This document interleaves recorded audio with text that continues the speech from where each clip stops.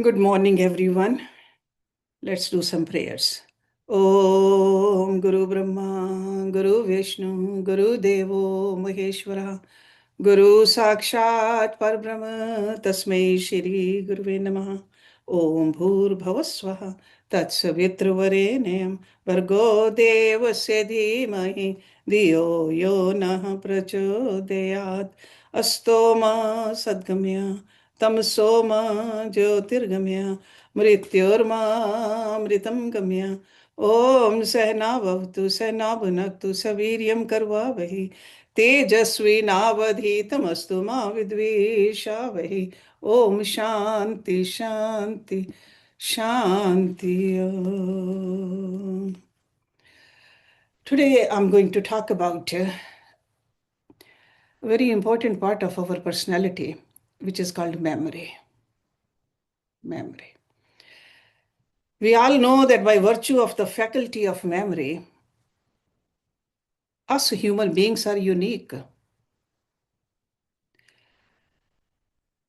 Even though the souls of all creatures, through unconscious recollection of their divine origin,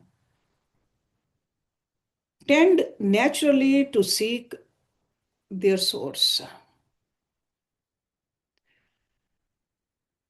And this really accounts for the upward evolution of everything in the universe. Where did we come from? But in conformance with God's plan for creation, it is only upon attaining a human body with its superior brain and also nervous system that each soul is at last endowed with the means to remember consciously its original oneness with God. And memory is that power by which we mentally reproduce our experiences. Because if it were not for memory, we would forget all our perceptions of life. We would have to start afresh, just like infants, every day. A person who has lost his memory, or normally we say lost his mind, and hence his memory, really behaves like a child. And there's no value in having experiences if we cannot recall and relive them. We learn by introspection and by analyzing our past behavior. In our memory lies the value of being a human creature. We all remember who we are each morning when we wake up. We can recall our name. We know who we are. And it is through memory that we all associate our life experiences with our identities. Our friends, our family members, our duties, all of it. Whenever we wish it or need it, any experience that we have had can be reproduced by the subconscious mental faculty. Subconscious. Because this memory is in that part of our mind which is deep inside, subconscious. By remembering what we have done before, we can perform again some skillful action, which we learned even long ago. Or we can even reason out which actions to repeat or which action to avoid in a particular situation. So the subconscious mind is always active. It's recording experiences during the daytime, and it's also working in sleep, looking after the bodily house like a night watchman. Upon waking up, we always know whether we had a good sleep or not a good night's sleep. Who remembers it? That subconscious mind. That memory power of the subconscious mind is a faculty of the ever awake, ever joyous Lord. Implanted in each soul is the memory seed of that consciousness.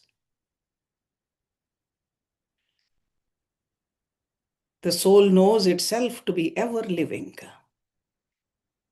in God. So, memory is the seed of immortality by whose cultivation we may recall all the events of this life and of our past lives also.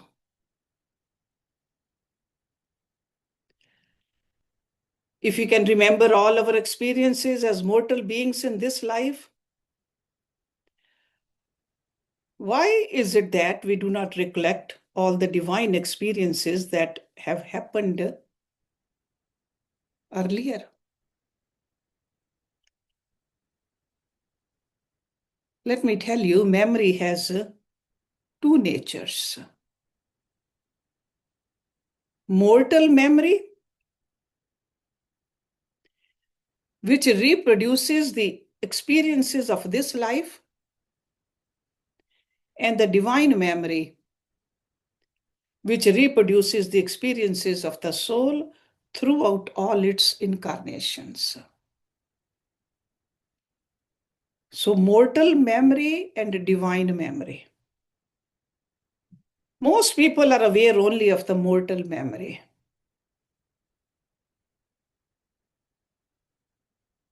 Question is, why is our divine memory asleep? Even though some people are able to recall many experiences, both mortal and divine,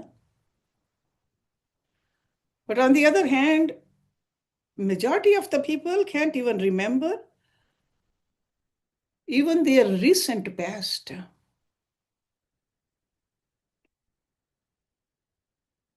Memory has different grades in different people according to the brain capacity, education, concentration, even meditation. So that's why it said that education, concentration, meditation, or various memorable experiences are required to develop a good memory. Without developing memory, we cannot become even a well-educated person. Even to pass those grades, those subjects, we had to have good memory.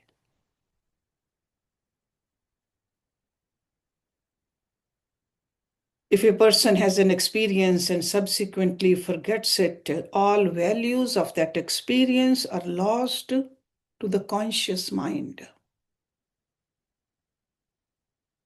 This we can relate to. By improving the quality of memory, we can make it powerful enough to remember all things, even our divine origin. By awakening the divine memory, we can recall every experience of all our past lives and ultimately realize our immortal soul nature.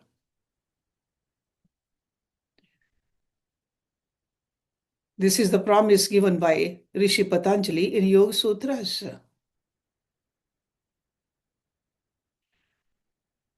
That's how the salvation is attained. Yogic asanas, proper physical exercise,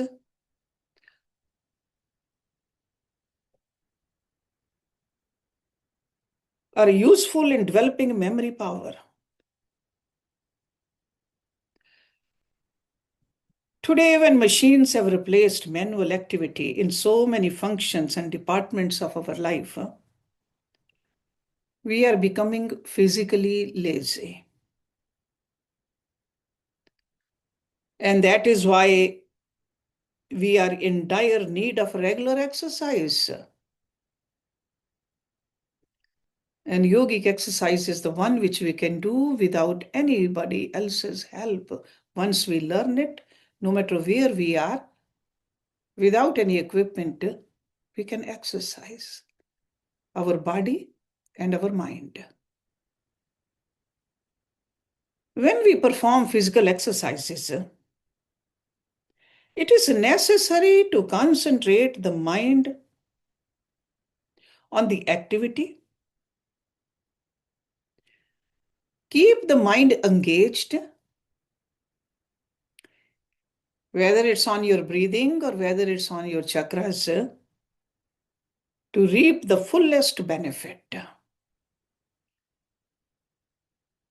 That's why the Yogi Guru said that advanced yoga is when you move your body, but your mind is absorbed in that energy of yours, in the form of chakras.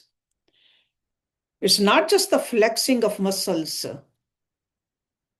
but the inner power of concentration to awaken and redirect the life force that gives the body strength.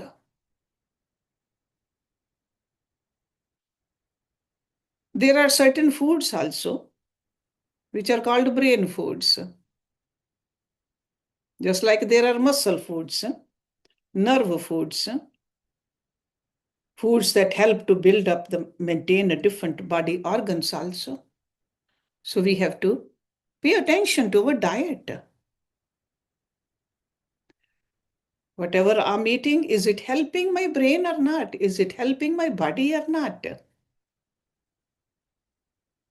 So as an aid in developing memory, we should eat foods that increase brain power.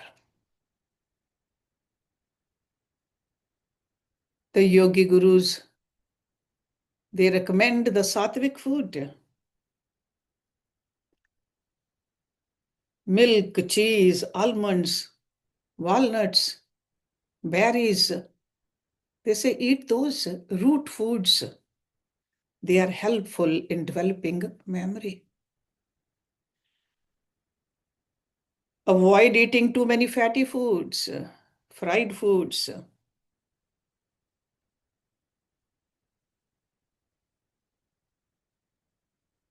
Yogis, they suggest that at times of worry or strain, we should not drink the juice of certain fruits, but a simple, just a squeeze a lemon or a lime in water, in a glass of water, drink that. Rinse your head with cold water. Tap on your temples, between the eyebrows. Massage your ear lobes. Those little exercises, they really help our brain power. That's how the nerve processes are calmed immediately. Mind becomes more peaceful and good memory returns. Memory can be developed by exercising it. It is incorrect to say that a person who was born with a physical weakness can never become strong. We know that there are exercises, there are ways to make your body stronger. There's always the possibility of becoming and accomplishing something greater in all departments of our lives. So not just only in the body, because they all keep on changing. So we can, with effort, we can make it better. But we have to know how to seek the right ways.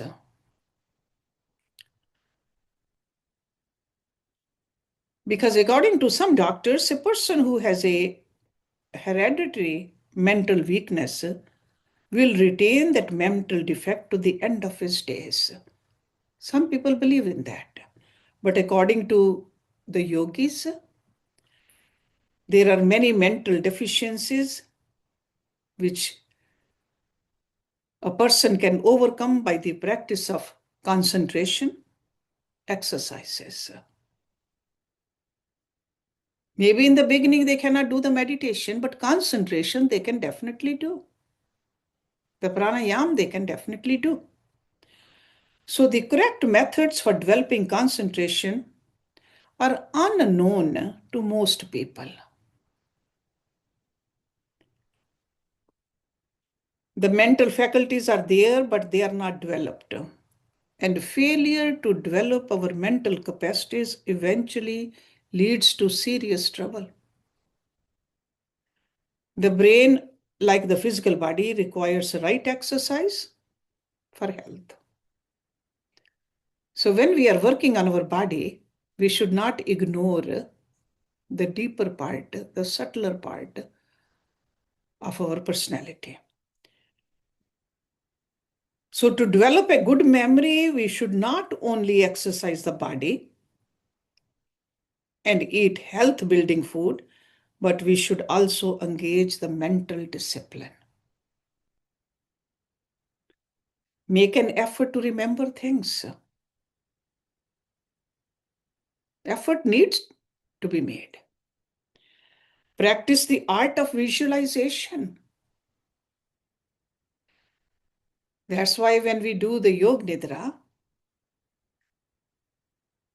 even that 9-step Yog Nidra, when we do, that visualization which we practice, that helps our memory.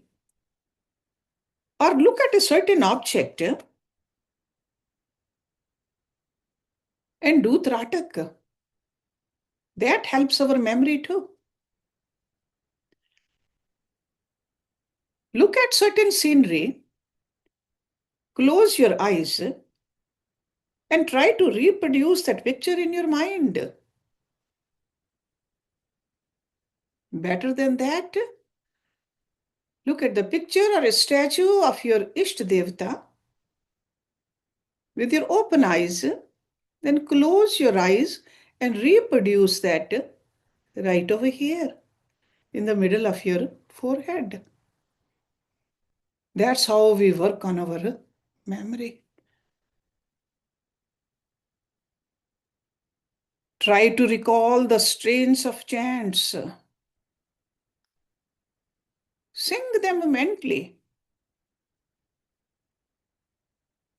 Loudly also if you want to, but mentally definitely sing those mantras. That's how we develop our memory. Anything that is done with feeling or that arouses feeling develops memory. Both poetry and music have emotional values.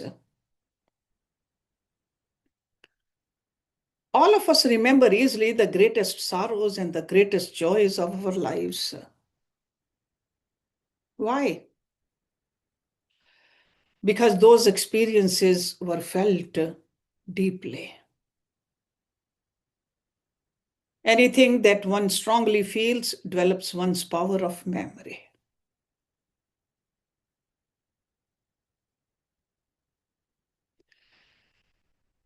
Even the patients with Alzheimer,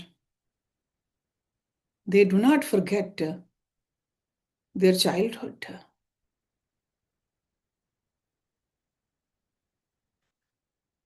Writing poetry and adding and subtracting mentally are also good methods for developing memory and concentration. To increase our power of memory, we should do everything with deep attention.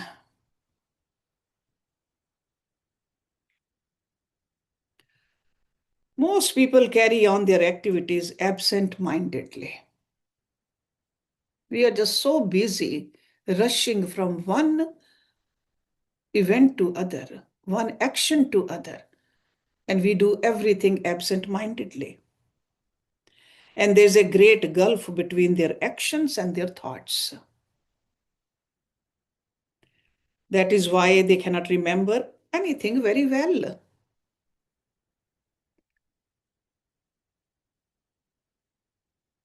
Whatever we want to recall, we should perform with great attention.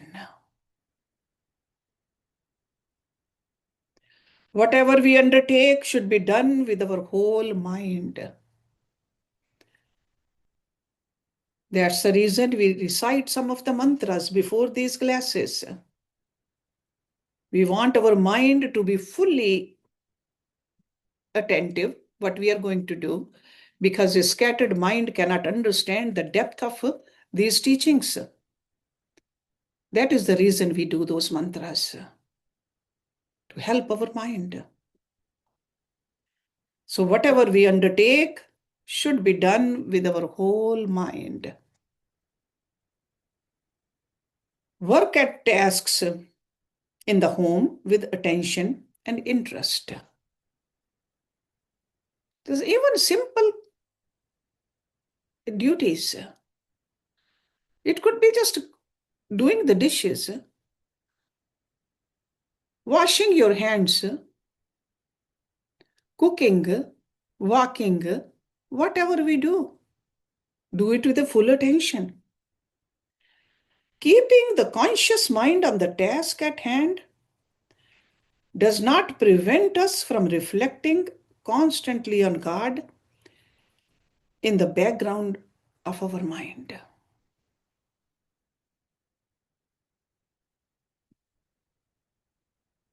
But when we meditate, we should think of only God, though. So when we are doing any action, do the action with a full concentration. Back of the mind, think about God. But when we are meditating, only thinking of God. And what is meditation? That is becoming one with God. That is meditation. It means banishing the consciousness of being related to the body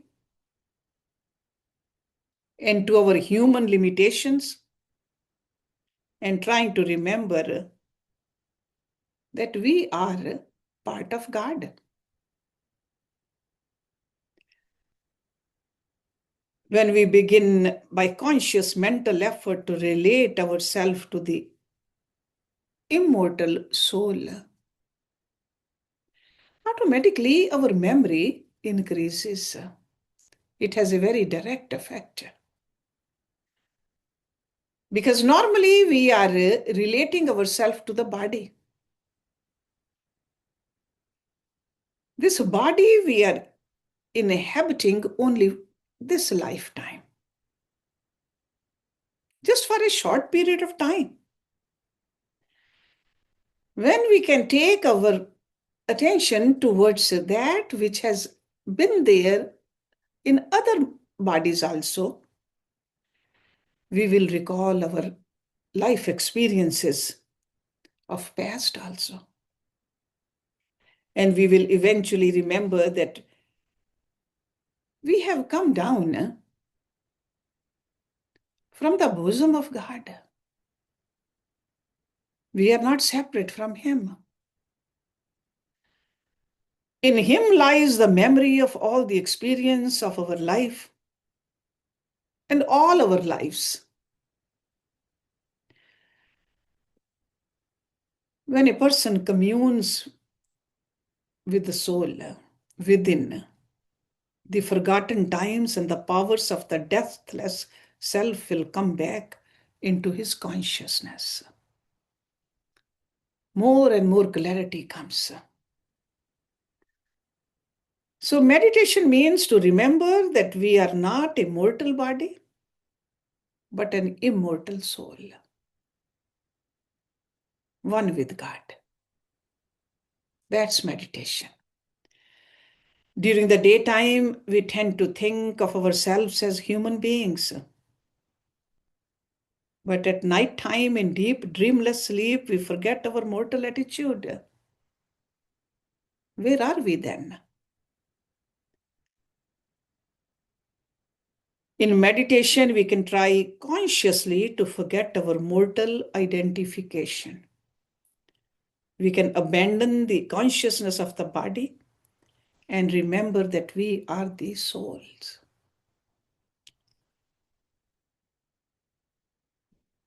Those who persevere in this, because it's not just a one-time action, this practice will make them masters. And that's how our memory improves. Memory was given to us because it belongs to the Prakriti, the nature, and it has been given to us to reproduce good. We are supposed to make use of this memory. To abuse the power of memory is harmful.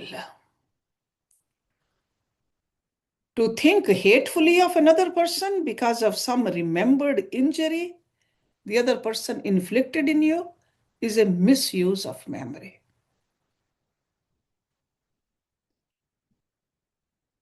However, to recall unhappy experiences in order to learn the lessons inherent in them is a proper use of memory.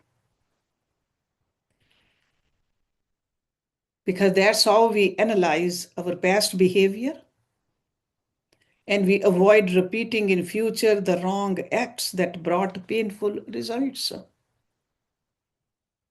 So in that sense, it's okay to remember, to learn and to improve. We should not bring back any wrong thought and relive it. Then it will stay longer in the mind.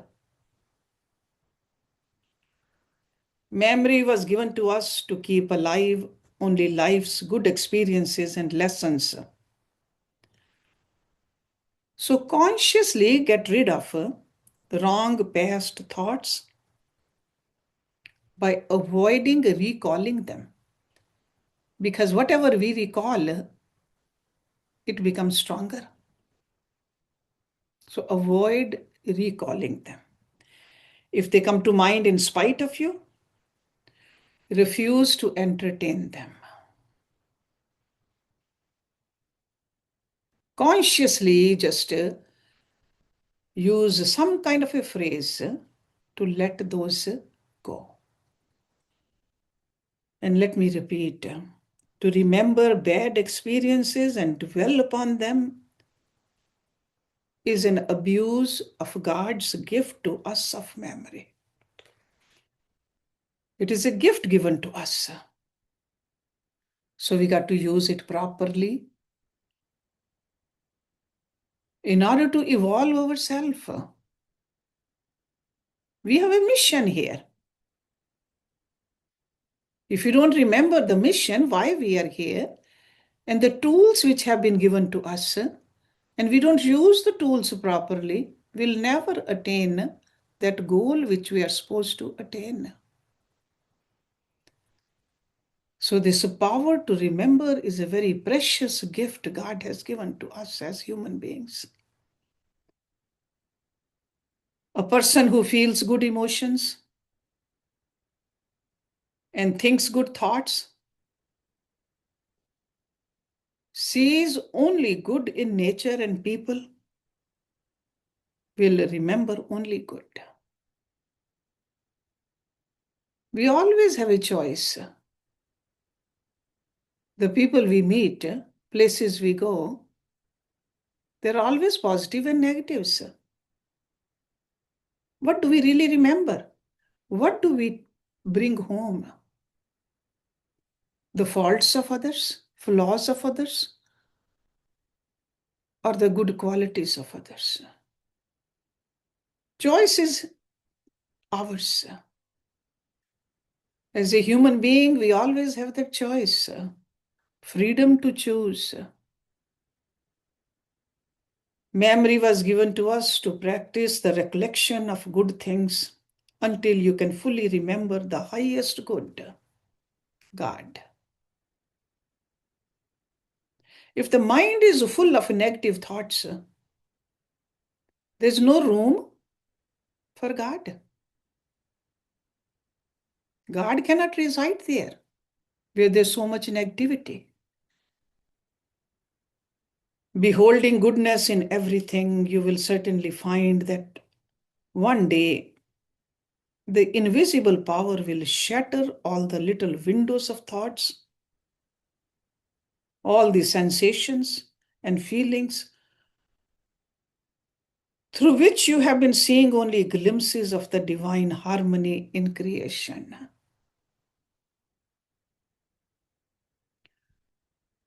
You will behold through an infinite opening the omnipresent goodness God. Wherever you see, you will see God only. But it has to start somewhere.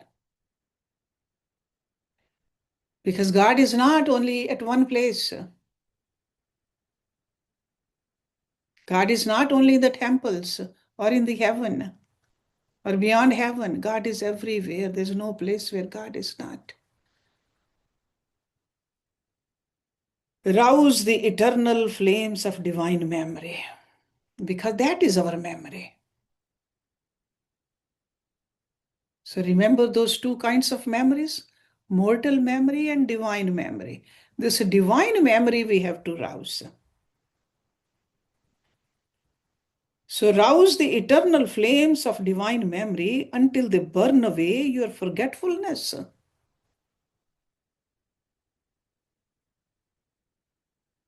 And you remember that you always have been, or even now, one with God. That's what we have to remember. Because that's what we have forgotten. Not little things here and there. And once we have this kind of a memory, the divine memory, the mortal memory also will help us. So through yogic exercises, through right eating, right attitude,